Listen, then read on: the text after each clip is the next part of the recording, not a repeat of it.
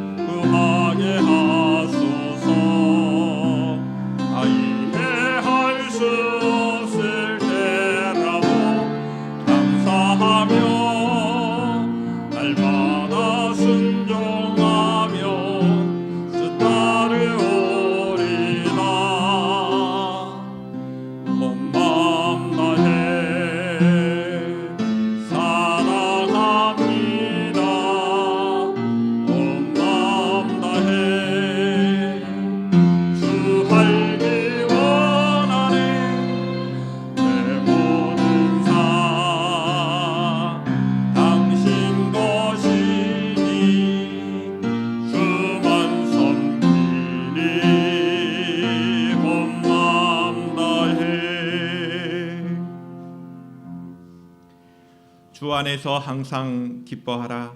내가 다시 말하노니 기뻐하라. 너희 간용을 모든 사람에게 알게 하라. 주께서 가까우시니라. 아무것도 염려하지 말고 다만 모든 일에 기도와 간구로 너희 구할 것을 감사함으로 하나님께 아뢰라. 그리하면 모든 지각에 뛰어난 하나님의 평강이 그리스도 예수 안에서 너희 마음과 생각을 지키시리라. 아멘. 거룩하신 아버지 하나님, 오늘도 이와 같이 주 예수 그리스도의 이름으로 모여 하나님 앞에 예배하는 귀한 날, 귀한 시간 되게 하여 주시니 감사를 드립니다. 이 시간을 통하여 하나님께 영광이 되게 하시고 우리의 마음에는 하나님의 평강이 있는 참으로 복된 시간이 되게 하옵소서. 거룩하신 예수님의 이름으로 기원하옵나이다. 아멘. 찬송가 19장 찬송하는 소리 있어 찬양 드리시겠습니다.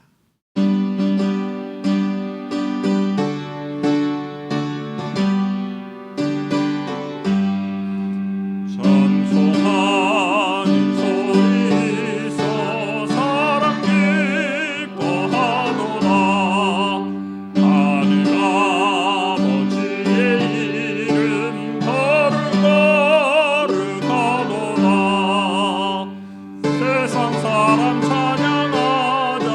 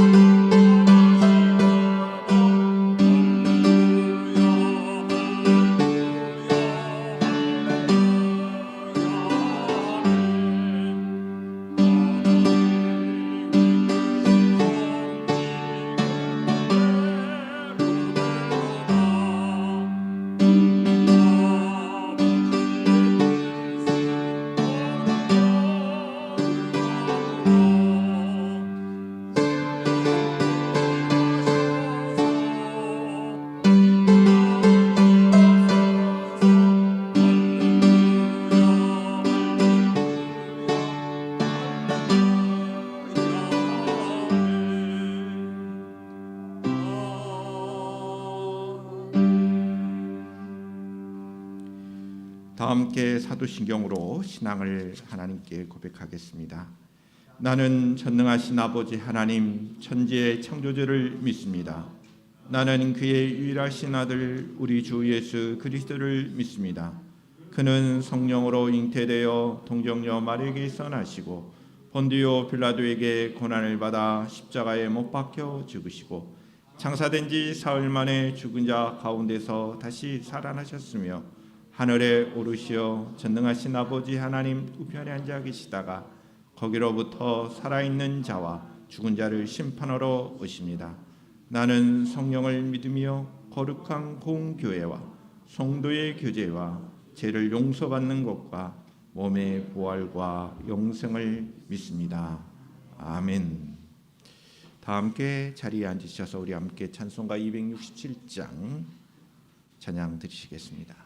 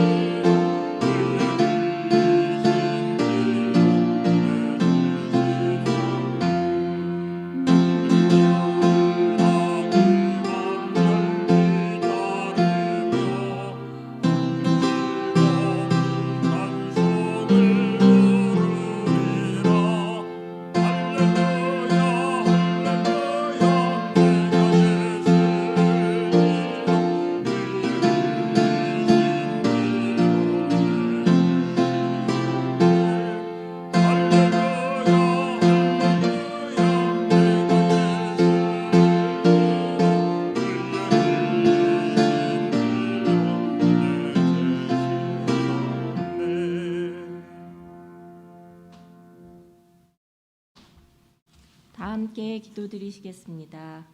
우리의 힘과 능력이 되시는 하나님 아버지, 감사의 달인 10월을 맞이하며 지금까지 지켜주시고 인도하신 주님의 은혜에 감사합니다.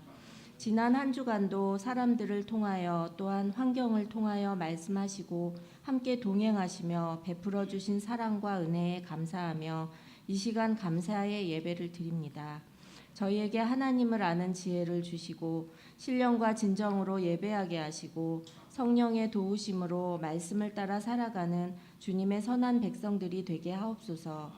또한 기쁨의 찬송과 감사의 기도가 넘치게 하셔서 주님을 기쁘시게 하는 은혜의 교회가 되게 하여 주시옵소서. 예배를 통해 수고에 지친 몸을 쉬게 하시고 죄로 상한 영혼을 소생케 하옵소서. 거룩하신 주님, 죄와 허물 가운데 살아온 저희들은 주님의 뜻에 순종하기보다 자기 욕심에 따라 살며 세상의 이득을 얻기에 분주했습니다. 이 모든 허물어진 생활을 회개하오니 주님의 보혈로 깨끗게 하셔서 정결한 마음과 진실한 영으로 새롭게 하여 주시옵소서.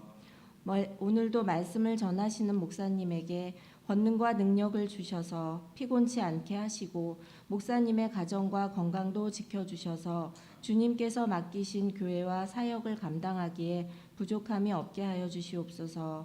목사님이 전해주시는 하나님의 말씀을 통하여 저희들의 믿음이 자라나게 하시고 회복시켜 주셔서 서로 돕고 섬기며 사랑하며 서로 격려하고 용서하는 저희의 신앙생활이 되도록 축복하여 주시옵소서. 예배를 위해 보이지 않는 곳에서 수고하며 봉사하는 모든 이들의 손길을 기억하여 주사 하늘에 넘치는 복을 누리며 살아가는 삶이 되게 하여 주시옵소서. 나 같은 사람도 자녀 삼아 주신 하나님의 은혜에 감사하며 예수님의 이름으로 기도합니다. 아멘.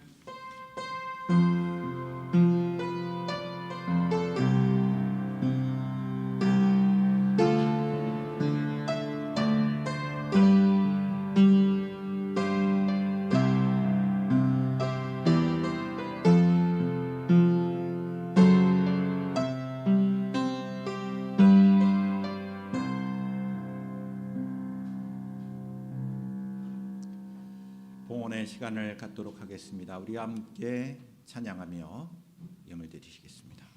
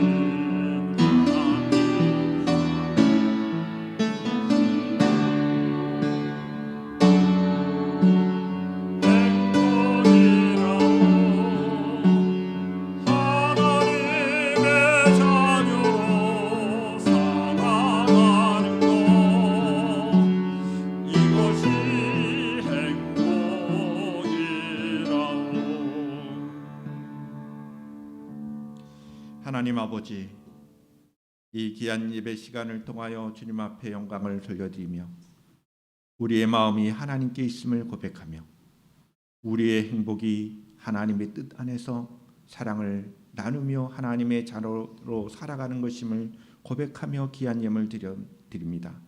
하나님, 예물이 하나님 놀라우신 축복으로 함께하여 주시옵소서.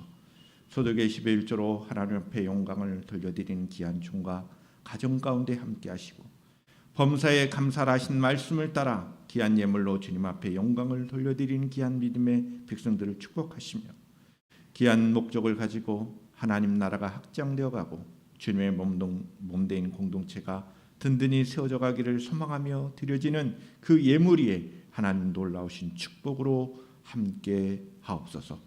호산나의 모든 믿음의 가족들에게 하나님 함께하여 주시고 저들의 가정과 저들의 삶과 저들의 놀라운 그 일과 학업과 앞날 가운데 하나님께서 도와주시는 귀한 은혜 베풀어 주시옵소서. 힘들고 어려운 가운데 있는 지체들이 있습니까? 육신적인 연약함으로 또 질병으로 인하여 어려움 속에 있는 지체들이 있습니까? 또한 마음이 힘든 지체들이 있습니까? 우리의 삶이 참으로 여러 가지 어려운 그 난제들을 만나서 그 문제들을 풀어가야 할 문제들이 있습니까? 하나님 도와주셔서 그러한 모든 문제 가운데 해결점이 나올 수 있도록 주님께서 인도하여 주시고 이끌어 주시옵소서. 감사하며 거룩하신 예수님의 이름으로 축복하며 기도하옵나이다. 아멘.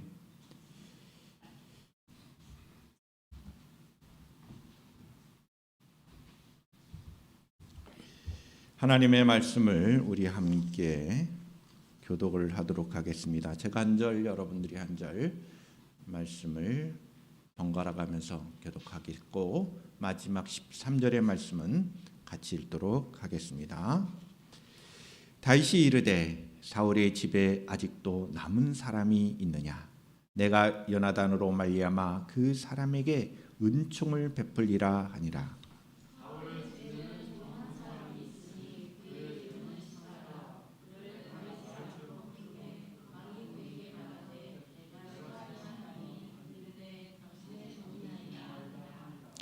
왕이 이르되 사울의 집에 아직도 남은 사람이 없느냐? 내가 그 사람에게 하나님의 은총을 베풀고자 하노라 하니 시바가 왕께 아뢰되 요나단의 아들 하나가 있는데 다리 저는 자니이다 하니라.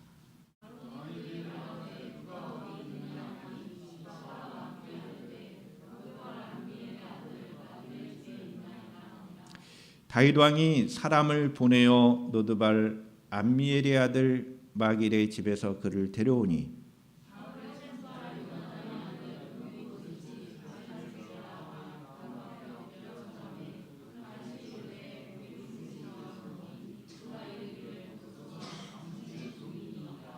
다윗이 그에게 이르되 무서워하지 말라. 내가 반드시 내 아버지 요나단으로 말미암아 내게 은총을 베풀리라. 내가 내 할아버지 사울의 모든 밭을 다 내게 도로 주겠고 또 너는 항상 내 상에서 떡을 먹을지니라 하니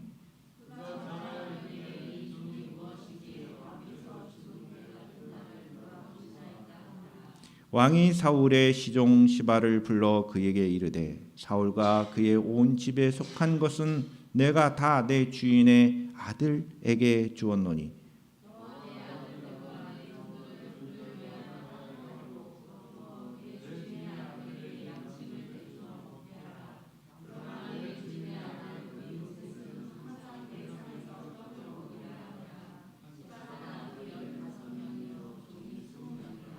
시바가 왕께 이르되 내 주 왕께서 모든 일을 종에게 명령하신 대로 종이 준행하겠나이다 하니라. 모비보셋은 왕자 중 하나처럼 왕의 상에서 먹으니라.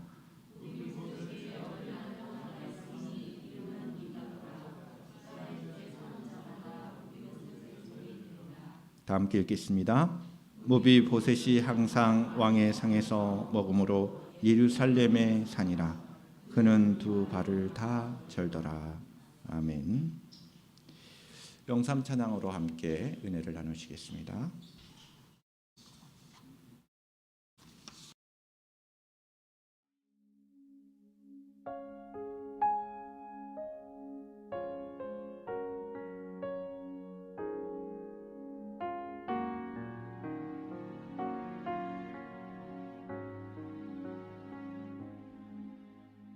오직 주의 은혜로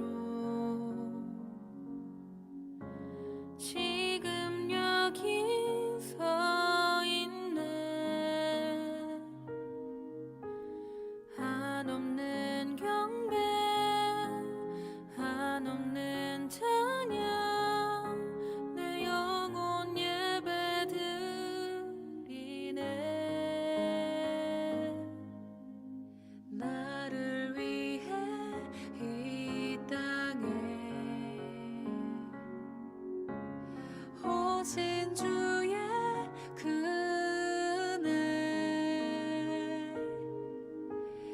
십자가 고통 이기신 주님 그 은혜 어찌 잊으리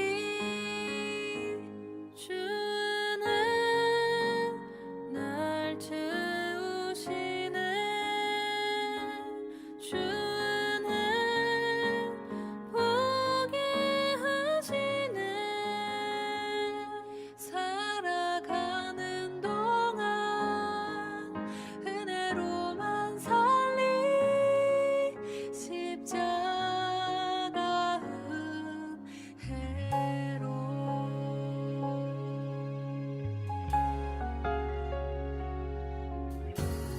오직 주의 은혜로 지금 여기 서 있네 한없는 경배 한없는 찬양 내 영혼 예배 드리네 나를 위해 이 땅에 오신 주의 은혜 십자가 고통 이기신 주님 그 은혜 어찌 잊으리 주는 날 채우시네 주는 보게 하시네 살아가는 동안 은혜로만 살리 십자가 은혜로 주는 날 채우시네 주는 보게 하시네 살아가는 동안 은혜로만 살리 십자가 은혜로 살아가는 동안 은혜로만 살리 십자가 은혜로 살아가는 동안 은혜로만 살리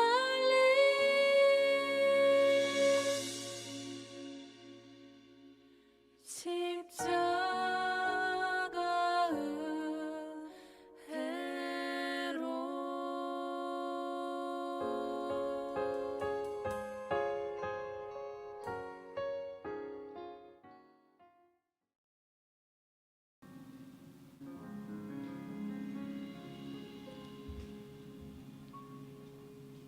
기도 주시겠습니다. 하나님 아버지, 이 시간 주의 말씀을 통하여 우리의 영혼이 힘을 얻기를 원합니다. 언제나 주의 말씀을 통하여 우리의 심령이 힘을 얻게 하시고 새롭게 하시고 하나님의 뜻 가운데서 이 세상 가운데 승리하며 살아갈 수 있도록 주님 저희들을 도와주시옵소서. 거룩하신 예수님의 이름으로 기도드리옵나이다. 아멘. 우리 호산나 가족 여러분들을 진심으로 환영하고 사랑하며 축복합니다. 할렐루야. 네, 여러분 서로 인사를 나눴으면 좋겠습니다. 좌우 앞뒤 보면서 사랑하며 축복합니다.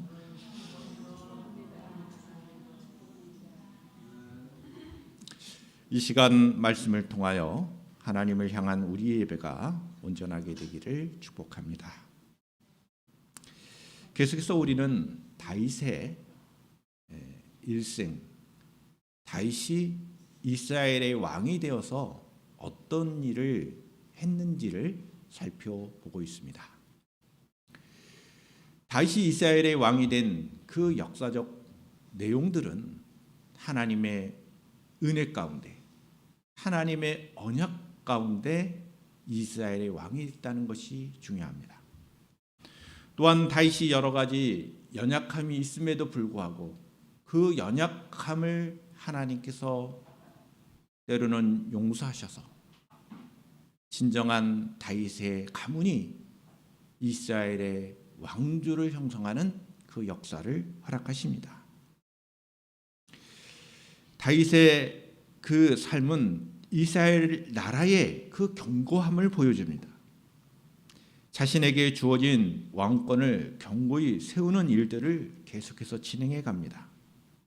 그 가운데 다윗은 자신의 친구였던 요나단과의 맺은 약속을 기억하고 은총을 베푸는 일을 합니다. 바로 오늘 말씀의 내용이 바로 그것입니다. 요나단으로 말미암아 내게 은총을 베풀리라 라는 말씀이 반복되어 나옵니다. 그래서 저는 오늘 말씀을 이 은총을 베풀리라 라는 이 말씀을 가지고 함께 하나님의 뜻을 나누고 은혜 받기를 원합니다. 다윗은 사울의 가문의 남은 자를 찾습니다. 다윗은 사울의 가문의 남은 자로서 요나단의 아들인 무비보셋을 결국 만납니다.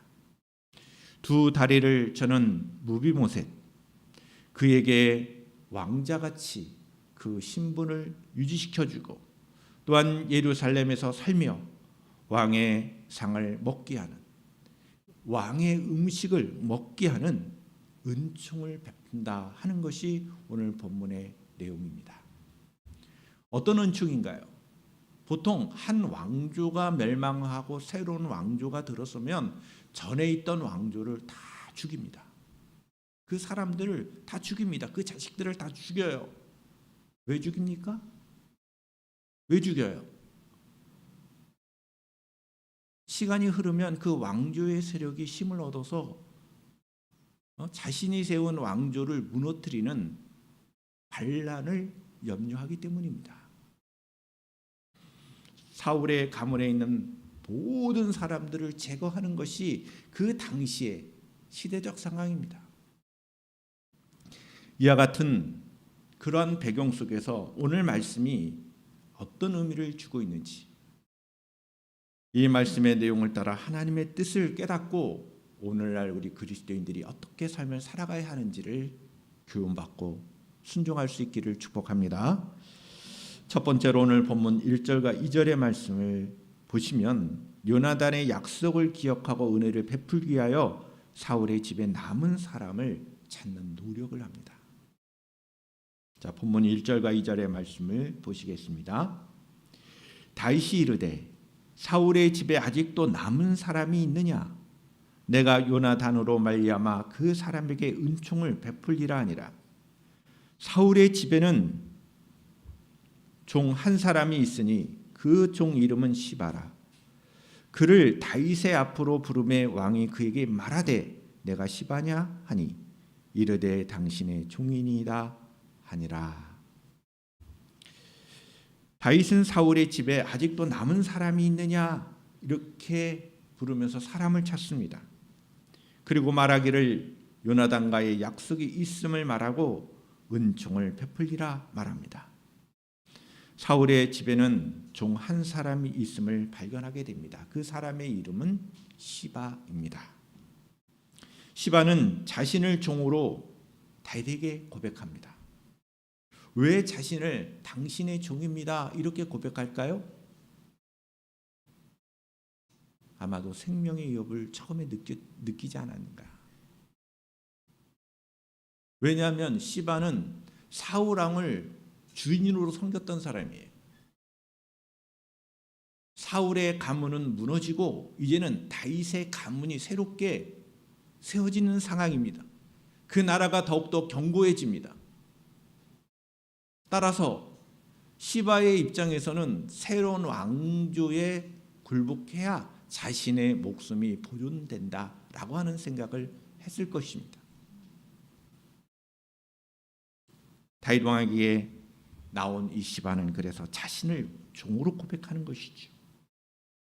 이제는 사울이 주인이 아니라 다윗 왕이 사울 왕이 자신의 주인임을 고백하는 것입니다. 자신의 안전을 도모하는 그러한 발언이었던 것입니다. 사울 왕은 어땠습니까? 사울 왕은 처음에는 멋진 사람이었어요. 그렇게 부정적인 사람, 나쁜 사람이 아니었습니다. 이스라엘의 초대 왕이 되었던 사울 왕은 매우 괜찮은 사람이었습니다. 그러나 그 이후에는 자신의 정적이다 생각하면 제거하기에 혈안이 되었던 인물이 사울입니다.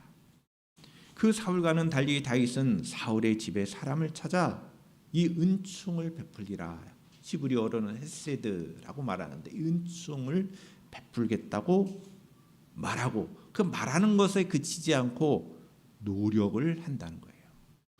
오늘 본문의 말씀의 흐름은 노력하는 그 다윗의 모습을 봅니다.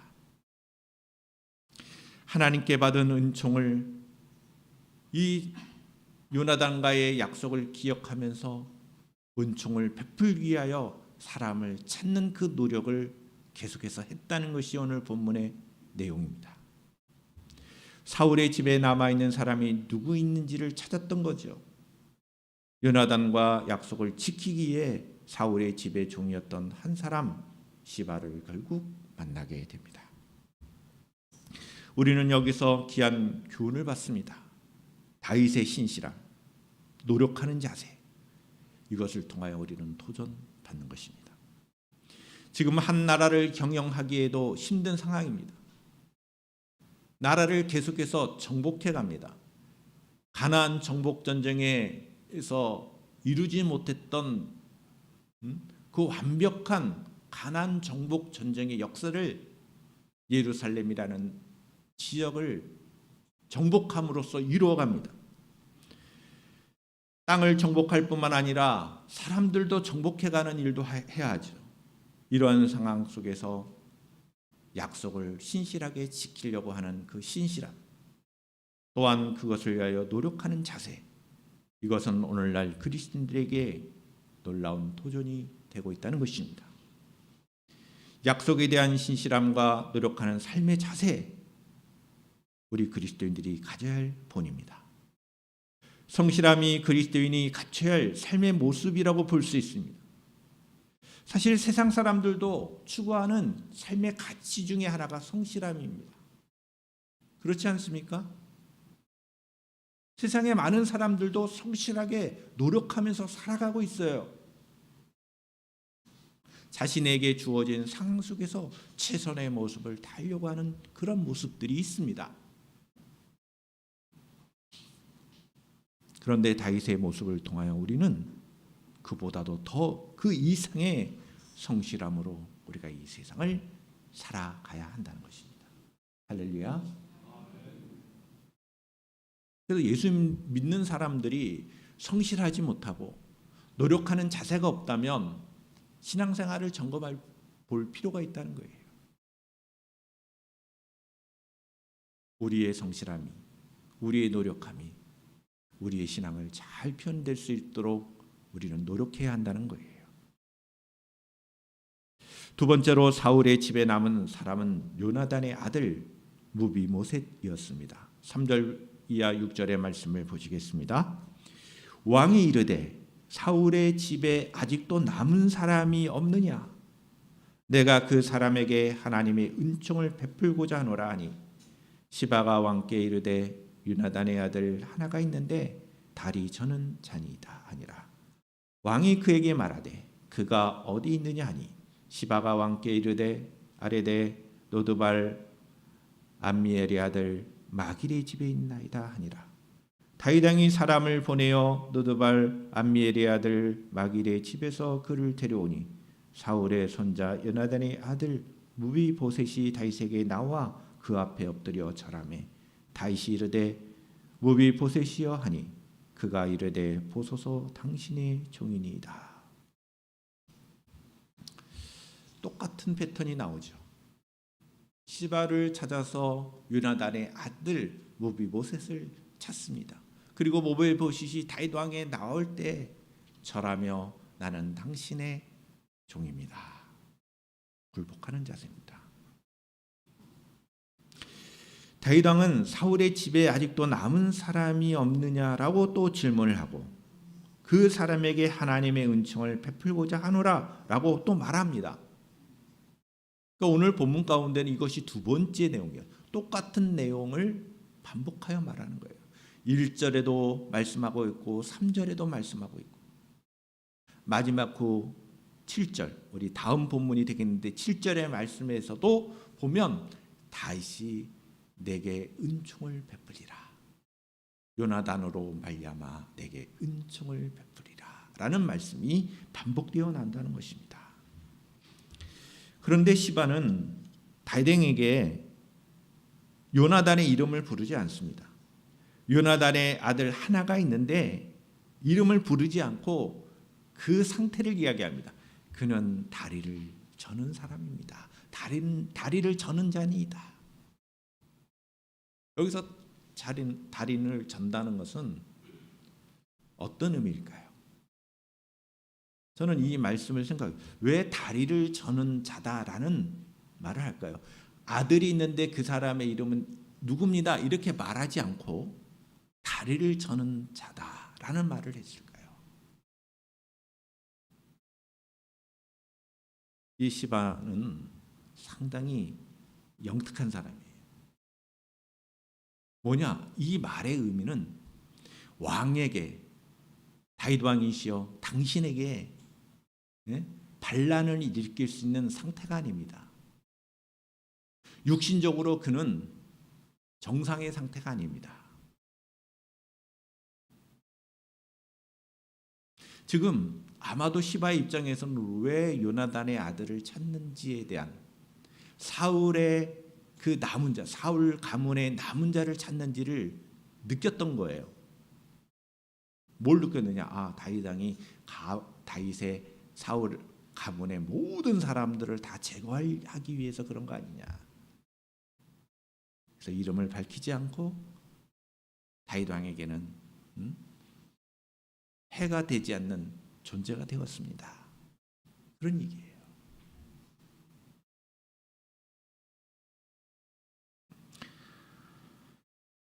매우 의도된 대답이죠. 다윗 왕에게 위협이 되거나 주목할 만한 인물이 아니라는 그런 암시가 담겨져 있는 것입니다. 재차 다윗 왕은 시바에게 그가 어디 있는지를 묻습니다. 이에 시바는 왕에게 노드발 암미엘의 아들 마길의 집에 있다고 말합니다. 다윗 왕은 사람을 보내어 요나단의 아들을 데리고 옵니다. 그리고 다윗은 그 앞에 엎드린 모비보셋에게 그 이름을 불러주죠. 여러분, 이름을 불러주는 것은 매우 중요한 거예요. 이름이 있다고 하는 것은 존재한다는 거예요. 여러분, 어떤 존재 증명, 철학적인 사고를 하는 사람들은 유명론 이런 이야기도 합니다. 나중에 한번 찾아보세요. 이름이 있다고 하는 것은 그 존재가 있다는 것을 이야기하는 거예요. 존재하지 않는 것에는 이름이 없어요. 무엇이 존재한다 그러면 이름을 붙이는 것이 우리의 모든. 그래서 밤하늘의 모든 별들을 우리는 다 이름을 우리는 알 수가 없죠. 그러나 이 우주를 연구하는 사람, 천체의 모든 그런 것들을 연구하는 사람들은 새로운 어떤 행성이 발견되면 숫자를 붙이든지 이름을 붙이든지 합니다. 그러니까 이름을 부른다는 것은 그 존재를 인정한다는 거예요.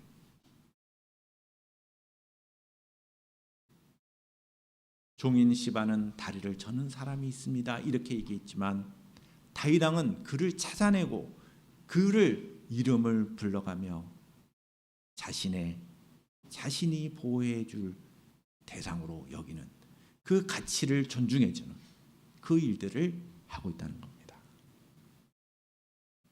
다윗이 베푸는 은총의 시작은 그 존재의 고유성을 인정한다는 거예요. 존중해 준다는 거예요. 이름을 부른다는 것은 결코 쉬운 일이 아닌 거예요. 그리스도인의 측면은 무엇입니까?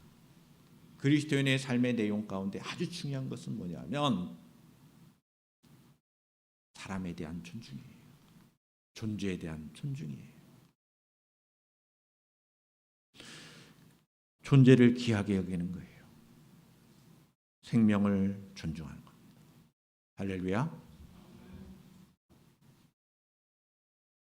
역사적인 인물 가운데 그 테라, 그 마더 테레사 수녀님이 계십니다. 그 수녀님이 어려운 사람들을 끝까지 돌보는 일을 많이 하셨어요. 생명이 이제는 못 먹어서 죽어가는 그 아이를 안고 계속해서 보살펴 줍니다. 근데 기자가 물어봐요. 왜 당신은 좀 있으면 죽을 아이인데 왜 끝까지 놓지 않고 있습니까? 라고 질문을 했더니 그 수녀님이 이렇게 대답을 합니다. 이 아이에게는 아직도 생명이 있습니다. 생명의 그 귀함, 존중함, 이것이 우리 그리스도인들이 가져야 할 가장 중요한 삶의 내용이어야 합니다. 내 이름을 부른다는 것, 이거 단순한 일이 아니라는 겁니다. 왜냐하면 너무나도 대조가 되죠. 물론 종이어서 이름을 함부로 부를 수 없다는 그런 생각도 할 수 있지만 왕 앞에 그 존재를 마치 왕이 찾는 사람은 다리를 저는 사람이에요. 이렇게 얘기하는 거하고 그 요나단의 아들 이런 사람이 있습니다. 얘기하는 거는 다르다는 거죠. 여러분들의 삶 가운데 언제나 사람의 존재와 가치를 존중하는 삶이 있기를 주님의 이름으로 축원합니다. 세 번째로 다윗은 왕자 같은 존재로 무비보셋에게 은총을 베풀어 줍니다. 말만 한 게 아니라 실제로 그렇게 합니다. 이것이 매우 중요합니다. 본문 7절부터 13절의 말씀이 되겠습니다. 7절과 마지막 절만 제가 읽어드리겠습니다. 7절 다윗이 그에게 이르되 무서워하지 말라. 내가 반드시 내 아버지 요나단으로 말미암아 내게 은총을 베풀리라. 내가 내 할아버지 사울의 모든 밭을 다 내게 도로 주겠고 또 너는 항상 내 상에서 떡을 먹을지니라 하니. 마지막 절 되겠습니다. 13절 무비보셋이 항상 왕의 상에서 먹음으로 예루살렘에 사니라. 그는 두 발을 다 절었더라. 한쪽 발만 전 게 아니라 양쪽 다리를 절었어요. 그러니까 정상적인 상태가 아니죠. 장애를 갖고 있는 거죠. 그러한 무비보셋에게 무서워하지 말라. 내가 반드시 내 아버지 요나단으로 말미암아 내게 은총을 베풀리라 말했다. 오늘 본문 1절부터 13절까지 있는데 1절 그리고 3절 그리고 7절 보세요. 똑같은 말을 반복하여 하고 있는 거 아니겠습니까? 핵심은 은총을 베푼다. 다윗은 사울의 모든 소유지를 무비보셋에게 줍니다. 그리고 항상 왕의 상에서 음식을 먹게 합니다. 다윗은 무비보셋을 왕자 중에 하나로 대우합니다.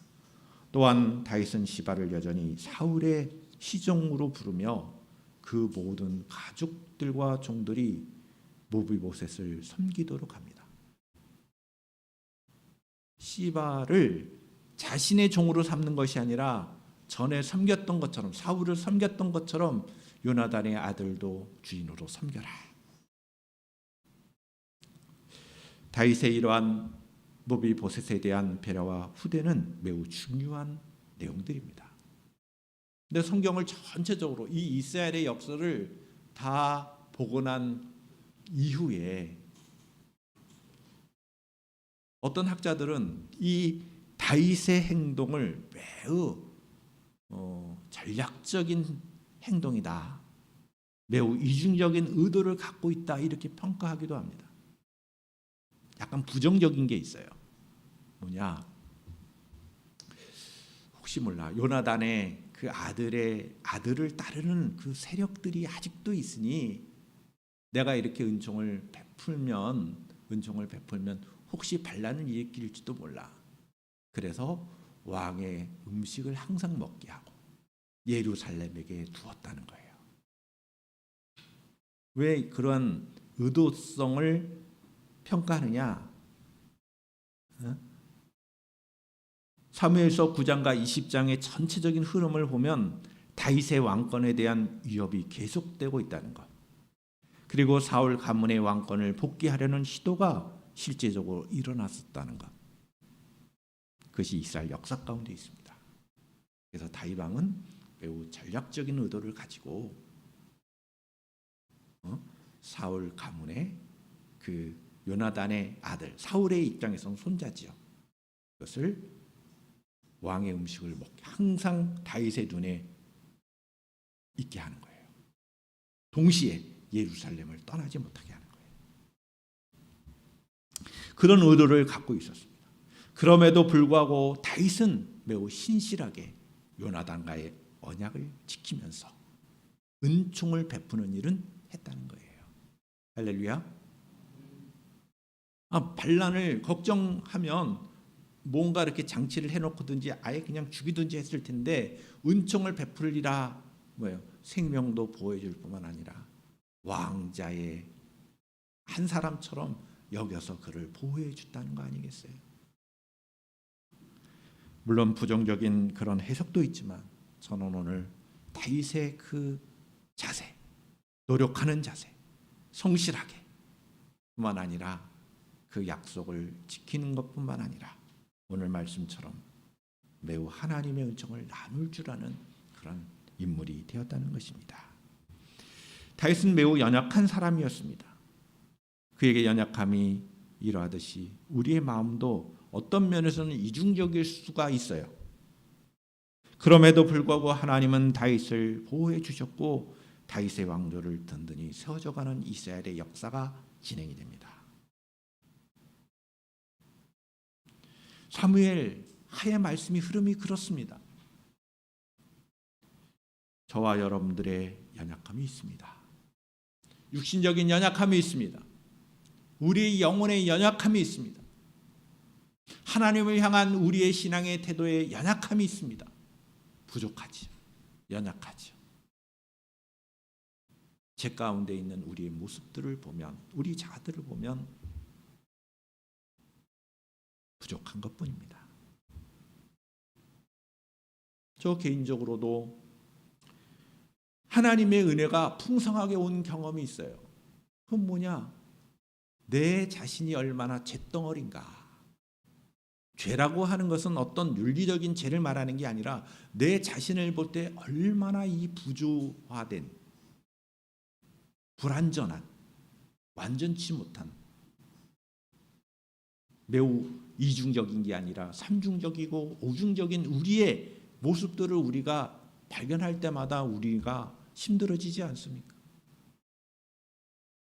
그러한 나를 위하여, 부족한 나를 위하여 예수님이 십자가를 대신해서 죽으셨다는 그 복음의 진리를 깨달을 때 얼마나 기쁩니까? 그런 은혜를 우리가 받은 거 아닙니까? 그런 은혜를 받은 자로서 우리가 은총을 베푸는 삶을 사는 것, 마땅한 그리스도인의 삶의 모습이라는 거예요. 이스라엘의 역사는 인간의 죄와 연약함, 인간의 이중성을 부각합니다. 동시에 하나님의 언약이 신실하게 성실하게 이뤄가는 역사임을 보여줍니다. 신실하신 하나님을 믿는 저와 여러분들, 신실하게 노력하며 은총을 베푸는 삶을 살아갈 수 있기를 주님의 이름으로 축원합니다. 기도하겠습니다. 거룩하신 아버지 하나님, 오늘 우리에게 주어진 말씀이 우리의 생명의 양식이 되게 하시고 하나님의 뜻 가운데 살아가는 저희들의 삶이 되도록 하나님 축복하여 주시옵소서. 거룩하신 예수님의 이름으로 기도드리옵나이다. 아멘. 다 함께 자리에 일어나셔서 함께 비전 찬양 드리고 축도함으로 예배를 마치겠습니다.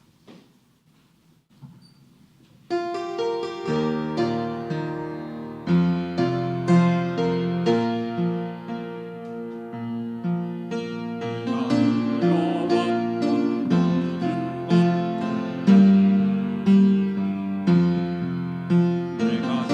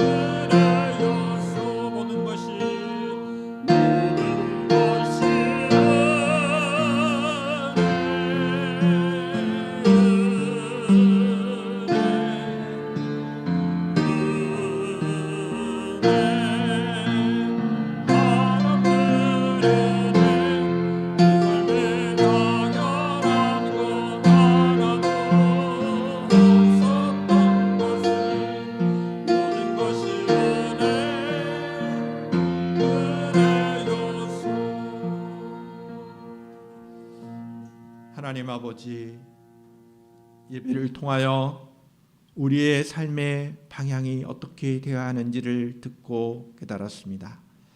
이 귀한 말씀 앞에 우리가 순종하며 살아가도록 하나님 인도하여 주시옵소서. 귀한 하나님의 은혜를 받아 은총을 베풀며 살아가는 저희들의 복된 인생이 되게 하시며 성실함으로 신실함으로 우리가 이 세상 가운데 참된 그리스도인의 삶의 모습을 나타내 보이는 노력함이 있게 하여 주시옵소서. 뿐만 아니라 우리의 삶이 복되게 하시옵소서. 하나님의 은혜를 나누며 살아가는 것이 우리의 인생의 행복임을 잊지 않게 하시고 귀한 말씀에 순종하며 승리케 하옵소서. 한 주간도 우리가 살아갑니다. 일터에서 가정에서 우리의 학업 가운데 하나님의 인도하심을 받으며 승리하며 살아가게 하여 주시옵소서. 육신적인 건강함도 허락하여 주시고 영적으로도 하나님 우리가 강건함으로 이 세상 가운데 승리하면서 살아가게 하옵소서. 이제는 우리 주 예수 그리스도의 은혜와 하나님 아버지의 극진하신 사랑하심과 성령님의 내주 교통케 하심이 주의 말씀을 따라 살아가는 귀한 종들 위에 지금부터 영원토록 함께 하시기를 간절히 축원하옵나이다. 아멘.